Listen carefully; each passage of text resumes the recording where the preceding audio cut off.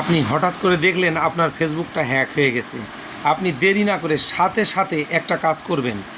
আর আপনি যদি কাজটা করতে পারেন তাহলে হ্যাকারকে বলবেন বাই, আর কাজটা শিখে রাখেন, আপনার অনেক কাজে আসবে। চলুন, আপনি যত দ্রুত সম্ভব আপনার প্রোফাইলে প্রবেশ করবেন। এবার দেখুন, এই যে আপনার প্রোফাইল পিকচার, ওখানে ট্যাপ করবেন, তারপর সেটিংসে ট্যাপ করবেন। এরপরে পেয়ে যাবেন সি মোর অ্যাকাউন্ট সেন্টার, এখানে ট্যাপ করবেন। এবার দেখুন পাসওয়ার্ড অ্যান্ড সিকিউরিটি, এখানে ট্যাপ করবেন।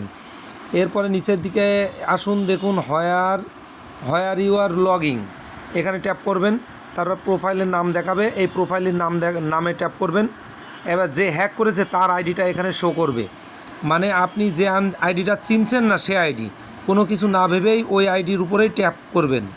ট্যাপ করার পরে বক্স দেখেছেন, এখানে একটা ট্যাপ করবেন, করার পরে নিচে আছে লগ আউট লেখা, এই লগ আউটই ট্যাপ করবেন।